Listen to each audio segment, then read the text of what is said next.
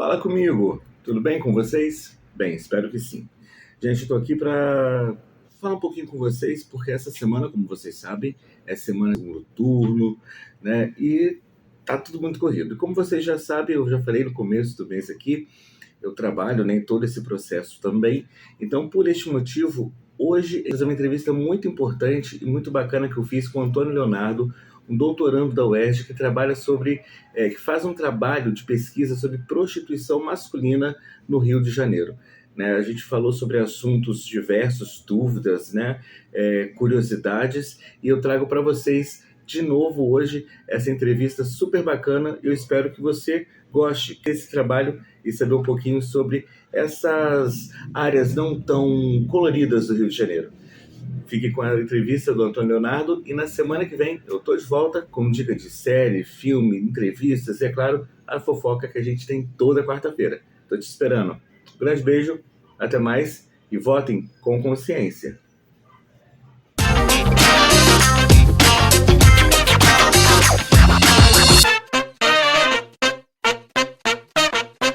E hoje eu estou tendo a honra de receber uma pessoa que eu gosto muito, além de um amigo, é um pesquisador de mão cheia. Nós vamos conversar hoje com o Antônio Leonardo Lopes e Silva, ou Tony Leonardo para os amigos. Um pesquisador que é mestrado, é mestre e doutorando pela Faculdade de Ciências Sociais da UERJ, no Rio de Janeiro, e que trabalha um tema que para muitos é tabu, tal como todos os temas que levantamos quanto à sexualidade e a gênero, principalmente quando a gente fala sobre o gênero masculino, né, em sua amplitude, né, Léo? Que é a questão da prostituição masculina. Eu já vou começar minha primeira pergunta para você explicar para a gente, para você falar um pouco para a gente, como que você enveredou, né, para o trabalho de pesquisa na questão da prostituição masculina, né, tendo o homem em foco, porque a gente vê, infelizmente, dada a historicidade, né, até mesmo das colocações, que a prostituição é sempre associada ao público feminino, à mulher, né, ao corpo feminino, à estrutura feminina. E quando um homem se dispõe a falar, né, do contrário, eu acredito que você tenha sido questionado do porquê ou não. Conta para a gente um pouquinho como foi esse recorte. Então, galera, boa tarde para quem está assistindo a gente. Queria agradecer primeiro ao Gael pelo convite, estar participando do canal. Então, Gael, essa minha história, minha relação com a prostituição, ela começa quando eu entro na especialização na UERJ e eu tenho contato com uma gama de professores que estão trazendo várias informações sobre o ambiente urbano, né? A ambiência urbana. Então, temas como a drogadição, prostituição, a violência urbana, elas fizeram algum sentido para a minha pesquisa, que é totalmente diferente da minha graduação, onde eu trabalhei com os impactos dos mega-eventos na cidade. Então, trabalhar com a prostituição masculina, de início, foi como você bem apontou, assim, foi um tabu. Então, eu sou muito criticado de início. Como você bem mesmo comentou, assim, isso historicamente, né, é tida como a profissão mais antiga do mundo, né, a prostituição, o prostituto, a prostituta, né? E não só das mulheres, os homens também, na Grécia, enfim, os gregos, né, já tinha essa relação de prostituição. E, de alguma forma, eu me senti muito incomodado. Então, partindo de uma inquietação minha, porque sempre tratando a literatura, tratando o corpo da mulher voltado para a prostituição. A prostituição como é essencialmente voltada ao corpo feminino. E quando você tinha um sobressalto para discutir a prostituição, tratavam sobre as travestis, como uma reinvenção do corpo feminino, e nunca tocando no homem. Não se tocava, não se falava no homem. Sem ser no campo da história, no campo das ciências sociais não se tratava a prostituição masculina. Quando começou a se tratar a prostituição masculina, foram para o ambiente privado. As saunas, as boates. E o espaço público? Essa aí veio a minha segunda inquietação. E o espaço público?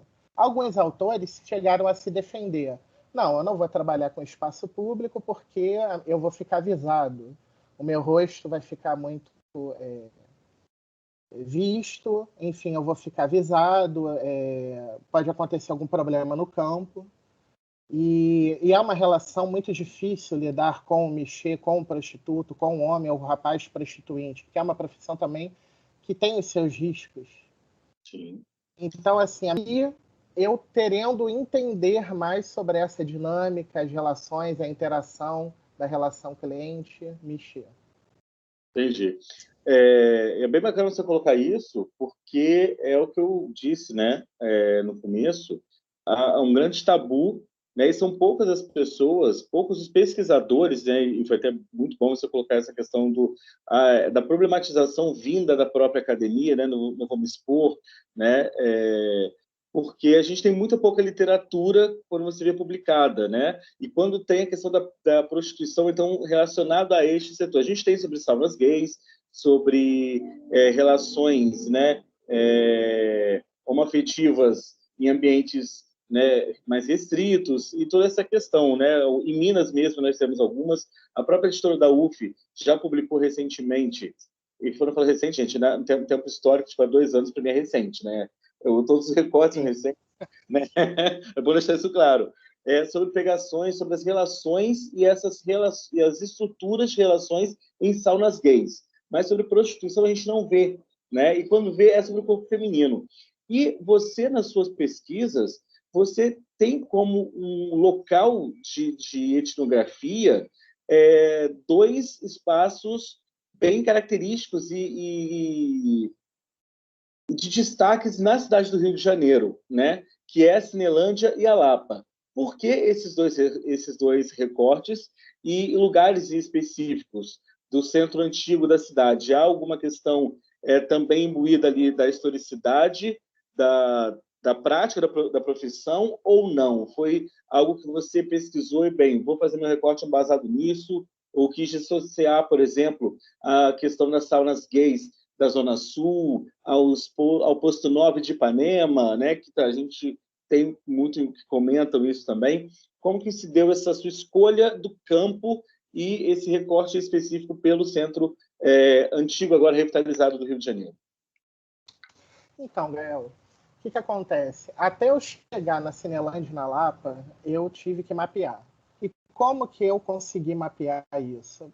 Procurando muito na internet, vendo fóruns de discussão, vendo anúncios de garotos de programa, onde eles estavam instalados, se era apartamento alugado, aonde eles estavam, a maioria deles. Então, aí eu cheguei a esse ponto, na Cinelândia e na Lapa. Além, claro, de eu ser frequentador desses dois bairros, né? Então, assim, o centro da cidade, é muito bom você ter comentado isso, ele é caracterizado historicamente como todos os grandes centros de cidades também podem ser lidos como grandes centros de prostituição. Então, o centro do Rio não fugiu. Historicamente, Cinelândia e Lapa sempre foram pontos de prostituição de mulheres, homens e de travestis. Então, assim, com maior incidência das mulheres e das travestis, e com pouca incidência masculina. Fazendo uma comparação com a Zona Sul Carioca, você tem um bairro super iluminado, que é a Zona Sul, com toda uma estrutura, com toda uma base e um público, o turismo, né? Você tem o turismo ali gritando, marketing, enfim. E a venda também sexual, né? Não podemos esquecer nunca da venda da nossa imagem no exterior.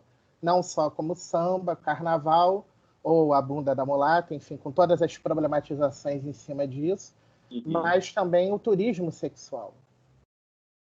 Então, assim, Copacabana, a porta de entrada, mas ali não é só para gringo ver. É uma outra dinâmica, é uma outra relação. Geralmente, quem se prostitui nesses lugares não é necessariamente no espaço público. Então, é assim, geralmente são homens e rapazes que são acompanhantes de luxo e tem apartamento ou hora pagos e custeados pelos próprios clientes, ou clientes fixos, né, específicos, ou então eles mesmos que fazem programas, e são programas de alto valor, né, de alto custo, então eles conseguem bancar esse luxo, vamos dizer assim.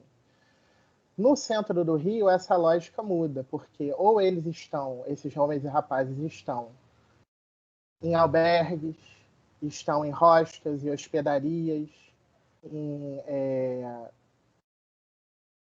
e estão, ou então moram assim em comunidades. Então vêm de longe para o centro do Rio, porque ali você tem bares e restaurantes, você tem barzinho, você tem as barracas, né, as rodas de samba, você tem as barracas de comidas, comes e bebes. Então há todo um aparato e motéis baratos em conta, né, com preço acessível, que trazem assim. Foi até a discussão que eu tive na especialização. No caso da Cinelândia, você tem a construção de um bairro do prazer. Você tem os cinemas pornôs, mas você tem a Starbucks, você tem livraria, ou seja, você tem várias formas assim de ter um contato, de ter um flerte, um contato homoafetivo, de ter uma relação, de conhecer alguém, uma pessoa, né, para passear. Então essa construção da Cinelândia me chamou muito a atenção, porque a Cinelândia em si é uma praça. E tem as ruas do entorno e tal, que até a Lapa é um bairro próximo, mas a Cinelândia em si me chamou a atenção. Até eu chegar a Lapa, eu levei assim, foi um longo caminho, assim, de um ano, mas assim, um ano em que aconteceram muitas coisas. Sofri problemas assim no trato ali mesmo, né, com os entrevistados, as pessoas, os rapazes que aceitaram serem entrevistados por mim, porque a hora eu, alto, com 1,83 m, chegando com caderno de campo, entrevistando, eu começando ali no meu ambiente de antropologia, querendo trabalhar com etnografia. E eles pensaram que eu era ou um policial disfarçado, a paisana, ou era um agente da prefeitura para cadastrar em algum programa social, ou uma pessoa qualquer oferecendo cabide de emprego. Então, assim, foi uma relação tensa, o tempo inteiro tensa. Não foi uma relação relaxada, assim, tranquila, né? Um pouco mais tranquila foi na relação da Lapa. Com a Cinelândia, não foi muito difícil chegar na Lapa e descobrir a Lapa. A Lapa, enfim, você já tem um enorme material. E sim, há ruas específicas onde ocorrem, sempre ocorreram essa prostituição, a prática prostituinte das travestis, mas assim, a prática masculina, eu particularmente não sabia. E assim como muitos ao longo da minha trajetória acadêmica que eu fui comentando e apresentando trabalhos, não se deram conta. Poxa, mas eu frequento a Lapa, eu não sabia disso. E ali, não sei o quê, não sei o que lá. Então quer dizer que ocorre aqui, assado, ensopado. Então, assim, essa mudança da lógica, assim, claro que o centro passou por uma revitalização, mas isso não impediu que o centro antigo, tido como sujo, degradado, ou a Lapa, naqueles noticiários antigos, tido como locus da violência, da criminalidade e da drogadição, impedissem a prática de existir. Até mesmo em meio à pandemia do coronavírus, mesmo com o alastramento, né, da Covid-19, isso não impediu, por exemplo, que as travestis e alguns homens e rapazes atendessem nas ruas da Lapa. Embora um comércio limitado a funcionamento, alguns comerciantes, por debaixo dos panos, se assim eu posso dizer, ainda continuaram com o comércio aberto. E essa foi uma relação ali entre os agentes de Estado, né? Uhum. Então, assim, a Lapa, ela tem esse porquê, é claro, a menina dos olhos da segurança pública por diversos motivos, é também cabide eleitoral para vereadores, enfim, deputados. Então, assim, a Lapa ela acaba sendo a grande menina dos olhos do entretenimento, das intervenções urbano-paisagísticas, porque quando o gringo ele não está, quando o morador da Baixada ele não está no seu espaço de origem, ali perto, com uma consumação mais barata, enfim, mais acessível, eles vão para onde? Para a Lapa, porque a Lapa é o lugar do encontro, é aquele polo atrativo cultural, né? Plural, né? Chegando a Lapa, você, né, já relatou algumas colocações, mas me veio uma pergunta. Tanto na Lapa quanto na Cinelândia, você falou de riscos. Você passou por alguma situação ou algum revés ali que chegou a suar frio? Que foi aquela coisa, caramba, como que eu vou sair dessa? Alguma saia justa no trato, né, do diálogo com esses entrevistados, com essas pessoas, ou para poder desenvolver sua pesquisa? Ou não? Correu tudo tranquilo, 100%? 100% nunca acontece, né? Para uma vida de antropólogo, assim, antropólogos e antropólogas estiverem assistindo podem comentar, inclusive quem tem mais experiência que eu, podem comentar de cadeira, né? Mas eu, como ali iniciando, um jovem pesquisador, querendo, né, entrar para o campo da antropologia, assim, eu sofri muitas pedras no caminho, eu encontrei muitas pedras no caminho, foram poucas não. E essas situações de risco, que ajudaram, inclusive, a eu escrever bastante páginas consideráveis das minhas pesquisas, foram situações tensas. Eu posso relatar duas, uma da Cinelândia e uma da LAP específica. Assim, na Cinelândia, quando eu cheguei com o caderno de campo todo inocente, né? Já com perguntas prontas, bonitinhas, todas fechadas, né, para perguntar, o rapaz, ele levantou a camiseta e mostrou a faca para mim. Aí falando, se não for para me ajudar, se não for para me dar moral, né? A moral é o que ali eles costumam dizer é o dinheiro, né? Se não for para me dar uma moral e aí rolar alguma coisa, né, que é o programa em si, pode meter o pé, vaza. E já saiu puxando a faca assim para mim. Eu falei, Cando, calma, calma, calma, só quero conversar com você. Deixa eu explicar um pouco e tal. Não, não tem explicação. É o dinheiro para rolar alguma coisa, é nada. Então foi uma situação meio tensa, assim, meio de correria, meio de apreensão. Eu ainda repensei, inclusive, depois desse incidente, se eu iria continuar no campo, né? Se eu iria continuar, eu iria mudar o meu tema de pesquisa. Uhum. Na Lapa, até eu chegar nesses homens e rapazes prostituintes, e aí eu faço uma ressalva. Não é que nenhum deles, mas assim, a maioria, né, não se considera garoto de programa, tá? Tá sempre nessa situação como algo temporário, é para complementar a renda, mas eu vou sair dessa vida. Mas desde o início da minha pesquisa da Cinelândia até agora, no doutorado, eu consigo encontrar as mesmas pessoas, antes e após a pandemia, né? Você Então, acha que é assim, um ciclo de tentativa de convencimento? Não que essas pessoas não possam, obviamente, sair, né, dessa prática, enfim, não estou aqui fazendo essa minha culpa, mas você acha que para muitos é aquele ciclo para se, como que eu posso dizer, ter um alívio, né, do tipo, isso é só um momento, é só uma fase, né, porque a gente sabe que há quem goste e não tem que julgar isso, né, não há esse julgo, né, há quem é uma profissão, é o ganha-pão daquela pessoa e há o prazer em fazer, né, não sendo dúbio na colocação, mas há pessoas que colocam essa questão como uma fuga, uma rota de fuga, eu estou aqui momentâneo, ou não. sim, claro.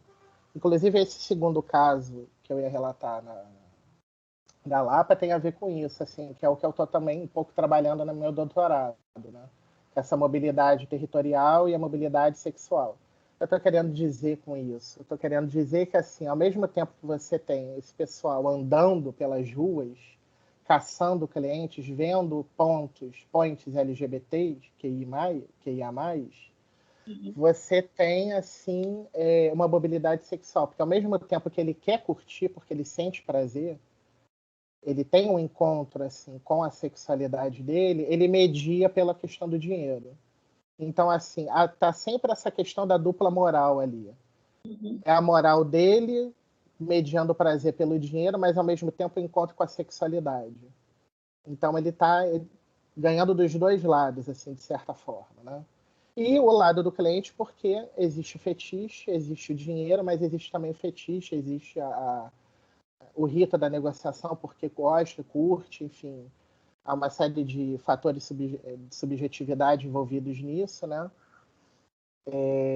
Mas essa questão da Lapa foi interessante porque, assim, até eu chegar nesses rapazes, porque alguns eu ainda consegui identificar pelo código, pelos códigos, pelas roupas, pelo gesto, pelo comportamento na rua, em pontos específicos de alguns estabelecimentos comerciais. Então, até eu chegar neles, eu tive que passar primeiro pelas travestis. Então, eu precisei de uma chancela delas, de alguma forma. Como assim você vai entrevistar nossos homens e você não vai entrevistar a gente? Ele Então, está vendo, né? Pra quê? né? Então, assim, eu sentei, conversei, expliquei, falei da minha ideia, me coloquei como pesquisador, o que eu estava querendo, e aí falando, olha, até aqui você pode ir, daqui para cá é perigoso para você, é complicado, vai arranjar problema para a gente, arranjando problema para a gente, vai arranjar problema para você. Então já foram os limites da pesquisa aparecendo, não só na Cinelândia, mas na Lapa. Então, antes mesmo de eu começar a minha pesquisa ali, já começando, já apareceram os limites. Já foram aparando as arestas, já foi colocando ali os empecilhos, o que eu podia e o que eu não podia. Então, assim, um risco que eu sofri muito grande na Lapa, além desse, foi quando eu encontrei e eu descobri, por acaso, numa conversa com um interlocutor meu, que se transformou num parceiro do campo, porque me possibilitou encontrar outros homens e rapazes que também estavam se prostituindo ali na Lapa. E ele abriu um pouco o jogo ali do negócio, do esquema que há por trás desse local específico, desse território específico que eu estudei ali na Lapa, que é um policial militar que tem essa figura encarnada de um cafetão. Então é ele que gerencia, que coordena tanto a prática das travestis quanto a prática masculina. Então, assim, é o dinheiro que depois ele repassa para outras pessoas, a figura dele caricata e emblemática, porque assim, ele não é conhecido, só pessoas do meio, só atores e atrizes ali sociais, né? Do meio, né, específico, que consegue identificá-lo e saber que ele é um policial militar. E o mais engraçado, assim, engraçado com todas as aspas possíveis, ele ainda é lotado, ele está nativo, ele não é aposentado. Então ele tem essa figura policial da ativa, lotado no batalhão da Zona Sul, mas ele também é um Ares miliciano. Então, se precisar ele botar a arma na mão e andar por ali, e ir atrás do arrego, e botar pé firme, botar banca e conversar com o tráfico, com a milícia ali local, ele consegue fazer os acordos necessários, né, de prática de não violência, enfim. Então, essa foi uma situação de risco, quando eu me vi cara a cara com ele. Né? Uhum. Então, foi uma relação um pouco complicada, porque eu falei, bom, eu não vou, ou se correr o bicho pega, se ficar o bicho come, então eu tenho que encontrar um meio termo aqui. Sim. Mas no final deu tudo certo. Ou seja, há uma grande cama de gato, uma grande teia, né, oculta, né, para que esse mecanismo aconteça dentro de acordos e acórdãos, para que ninguém seja exposto ou prejudicado dentro dessa estrutura, né? Andando um pouquinho, Tony, você no release, né, que a gente estudei estudei a cartilha para a nossa entrevista. Você também, né, estando na Lapa, você está com a sua pesquisa em desenvolvimento analisando motoristas de aplicativo e usuários do aplicativo Grindr. O Grindr, gente, para você que não é da comunidade LGBTQIA+, que não conhece, é um aplicativo de vucu-vucu um pouco mais quente que o Tinder, né? O Tinder só para adultos, como diria, usando a figura de linguagem da Xuxa, né? Aquele aplicativo que é um The Masked Singer por aí, né? Só que o povo não canta. Como você chegou, né? Ou elaborou essa estrutura, né? Esse recorte dos aplicativos e essa associação à sua pesquisa? Como você enviada com o produto final? Então, eu faz parte mesmo da própria metodologia de pesquisa na prática antropológica, você ir ao campo, você já ter alguma ideia na sua cabeça do que você quer investigar, já tem alguns autores e autoras para se embasar, para se escorar, mas é o campo que vai falar, vamos dizer assim, que vai mostrar para você o que, que tem ali de interessante, o que, que não tem, e você vai hierarquizando, deixando algumas coisas de lado.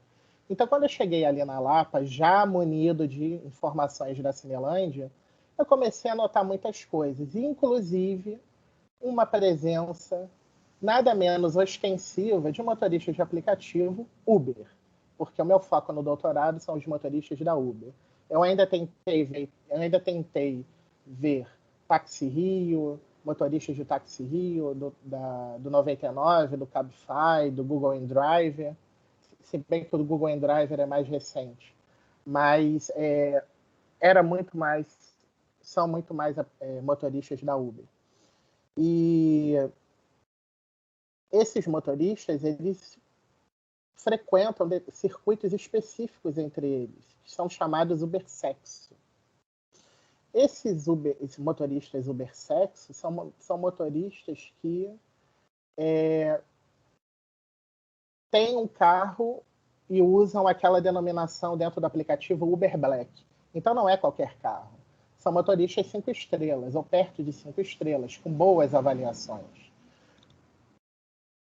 Como que eu cheguei ao ponto e virou um produto? Quando eu vi que, assim como o desdobramento do meu campo, eles estavam presentes nos mesmos pontos que esses rapazes estavam se prostituindo, e se valiam, e eles também utilizam o Grindr, né, o aplicativo Grindr, para colocar o perfil erótico deles, o serviço que eles querem. Então não é só a corrida, né, de um trajeto a outro, é a corrida mais uma moral acordada no próprio aplicativo e a finalização do programa. Ou o programa é realizado dentro do carro, num local escuro, específico, uma rua vazia, ou no motel ou na casa do cliente. Então, ou na rua, também tem isso.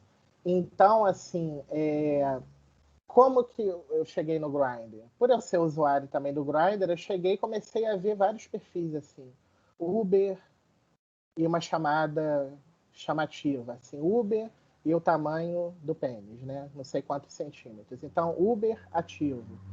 Uber quer dinheiro, aí colocava o cifrão.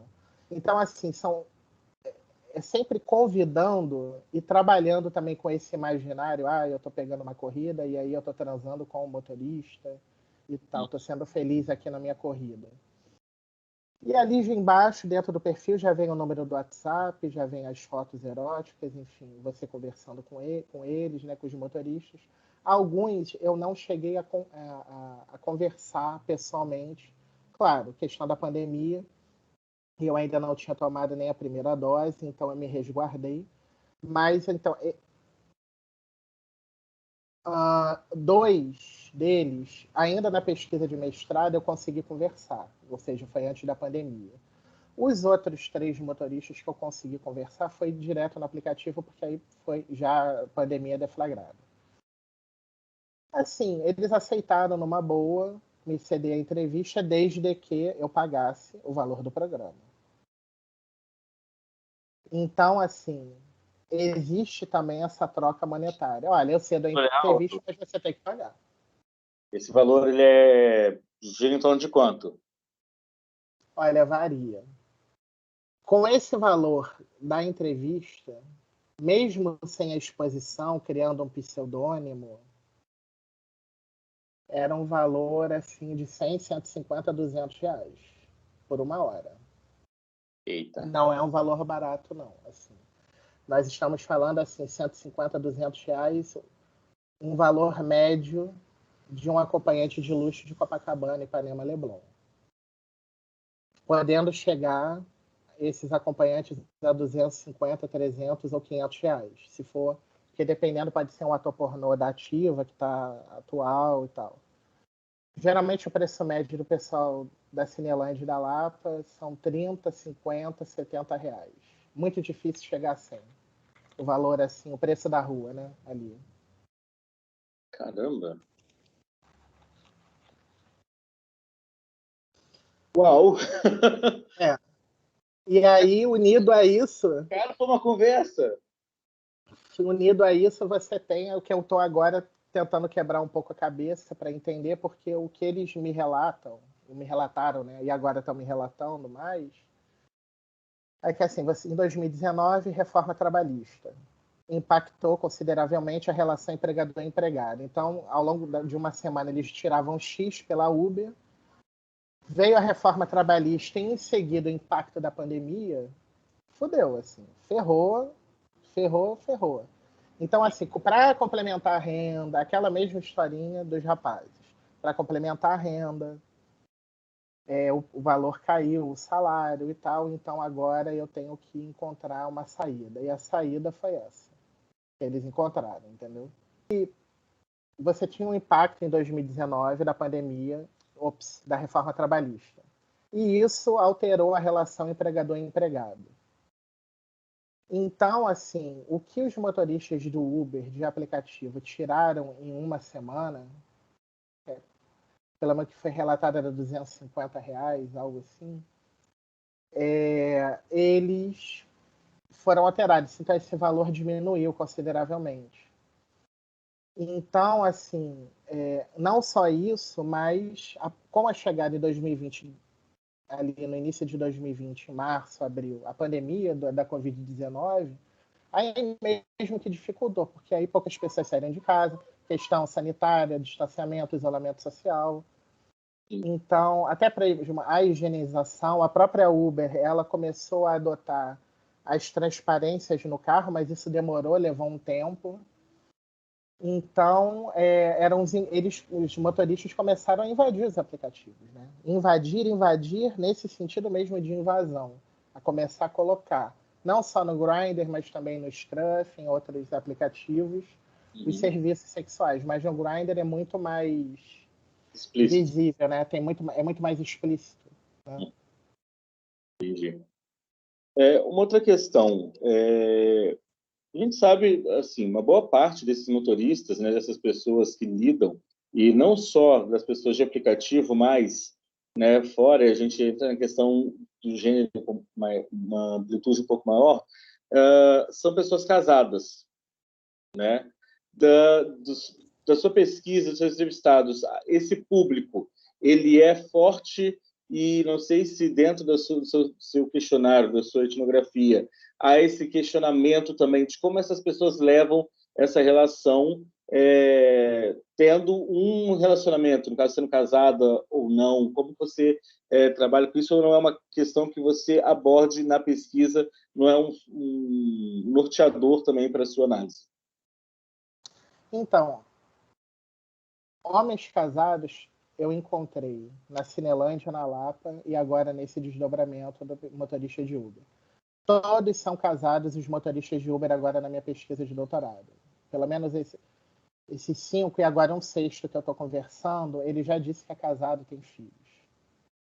Então, assim, tá gritando assim os motoristas de aplicativo, todos casados. Com esses rapazes da Cinelândia, esses homens e rapazes da Cinelândia e da Lapa, a maioria não necessariamente casados, mas tem que pagar pensão para os filhos. Ou mora com a mãe que cuida do filho. Então ele vem para o centro do Rio, eles vêm para o centro do Rio, ou vão para a sauna ou vão para o espaço público, né? Se for no ambiente de sauna, aí é uma maioria esmagadora que são casados. Se for no ambiente público, alguns são casados, outras não, mas têm filho, né? E aí, como que eu fui administrando isso, né? E vendo a partir dos relatos que eles traziam. Uma parte do dinheiro para ostentar, então, assim, bebida, drogas. Muitos são usuários de drogas, então fazem um programa ali, já estão usando cocaína, maconha, enfim, e psicotrópicos diversos. Outros estão gastando dinheiro com roupa, vestuário, ostentando até para ficar numa situação um pouco melhor e indo lá para a Zona Sul, indo para outros points, né, outros espaços. E outros, enfim, acabam levando dinheiro para casa mesmo, dizem que não gastam nada com isso, vão para casa e é para complementar mesmo, assim, pagar as contas, né? Ajudar a pagar as contas. Agora, esses homens e rapazes que a entrevista da Cinelange da Lapa, eles casados, assim, pelo menos os casados, eles sempre relatam assim uma história da infância, da adolescência, e que transou com coleguinha, com primo, com amigo, com cara da rua, gostou e ficou, mas era uma coisa com todo esse discurso também de problematizações do sigilo, enfim, do agora que está virando moda, né, o menor posturado, né? Os homens e rapazes, os novinhos que têm postura, que você não diz na rua que são, que curtem alguma parada, então eles estão, assim, eles adotam essa questão. Ah, o meio ambiente aqui dentro da sala só uma coisa. Eu curto, eu faço isso, faço de tudo. Aqui na rua eu tô para jogo, o importante é ganhar dinheiro. Ou então, como até uma pesquisa de outro estado, o título é bem provocativo. É algo relacionado assim. Colocou o dinheiro na mão o pau já sobe. É uma, com toda assim, a dimensão sexual e a subjetividade envolvida nisso, né? Não só pela questão do dinheiro, mas porque, assim, todos eles relatam que gostam, mas não assumem, enfim, porque tem mulher, tem filho, enfim, e não vão se submeter a isso. Então, eles mediam pela questão monetária. Ainda mais no atual momento que a gente vive, né, num país gerenciado por um homofóbico mórbido e um genocida também que a gente tem por aí, né? Tô caminhando para o final do nosso bate-papo, é impossível não falar de Lapa, né, e falar da Luana Muniz, que agora está estrelando as telas com A Filha da Lua. Não sei se você já teve a satisfação de ver o documentário, a Luana que faleceu em 2017, né? Você vai comentar para a gente dessa história, desse histórico, né? A travesti não é bagunça, você que teve acesso às travestis, né? Eu espero fazer um vídeo aqui em breve ainda sobre as meninas da rua, mas você disse que teve um embate ali com elas, e qual o maior medo delas nessa questão, por exemplo, que você chegou para a pesquisa? O que elas colocaram, se é que você pode falar ou dar uma pincelada, do que poderia dar ruim para elas, né? Porque a gente sabe que, infelizmente, há essa faixa da marginalização, né? De tornar pejorativo o trabalho das transexuais, das travestis, e a gente sabe que ali na Lapa é um grande reduto, né? Essas mulheres que estão trabalhando, ganhando o seu e não mexem com ninguém, né? Que estão ali vivendo a vida delas e ainda assim sofrem as agressões, sofrem as violências, e são poucos os que lutam pelos direitos delas. Você, dentro da sua pesquisa, nesse tempo que você chegou até elas, pode te trazer um pouquinho para a gente? Olha, a minha relação com as travestis não se deu estritamente na pesquisa. Uhum. Então, assim, eu costumo falar para amigos e conhecidos, quanto mais eu conheço a travestis, mais amigos delas eu sou. Porque, assim, elas não é que elas encarnem esse ser marginal. A vida obrigou-as a ter esse ímpeto de bater de frente com o homem que maltrata, que é escroto, que é babaca, que é preconceituoso. Então, assim, há uma frase muito marcante da Luana Muniz, que inclusive compartilhei recentemente na minha rede social, que é: se a travesti não se impor e não marcar território, te sucumbem. Então, assim, eu como cansado de toda uma questão assim autoral envolvendo gênero e sexualidade, envolvendo as pesquisas de prostituição, eu peguei essa chave do território. A minha pesquisa da Lapa, ela começa com a morte da Luana e esse surgimento desse policial. Só que para eu entender disso, eu tive que buscar um histórico dali.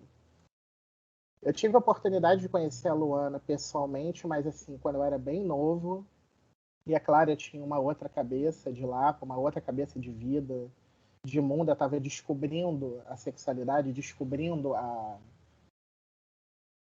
minha vida noturna, né, minha vida boêmia. Então, assim, eu tinha uma outra cabeça. Mas, assim, a Luana era uma mulher de contratos e parcerias, assim. Ela andava na Lapa, mas ela subia Santa Teresa, ela subia Santa, conversava com o marginal, conversava com a pessoa em situação de rua, conversava com o policial, tinha os acordos, tinha os contratos, mas ela era aquela mulher que encarnava, não é à toa que o título dela é de Rainha da Lapa, né? Então, assim, a minha pesquisa com as travestis, claro, no início teve as suas barreiras, tive alguns problemas, sim, com a pesquisa. Mas nada que não pudesse ser contornado, que eu não pudesse depois sentar, tomar uma cerveja com elas e conversar e ficar tudo tranquilo, assim, né?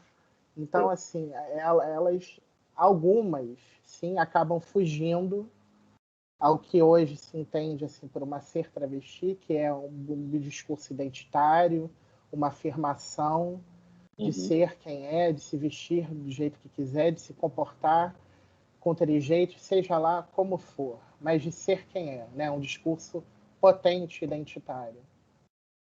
A Casa Neme é uma casa de resistência, continua sendo, né? Então, e no entanto que veio sendo perseguida e deslocada de um ponto para outro, infelizmente, né, pela política pública e preconceito de moradores e pessoas, né, mal intencionadas, né? Mas o importante é que ela, como a UERJ, continua resistindo. Podem vir projetos de lei e pessoas que a Casa Neme vai continuar resistindo e a UERJ também, que é a minha casa, a minha alma mater. Certo. Eu gostaria de deixasse uma mensagem, quem está assistindo a gente, espaço livre, se você quiser falar.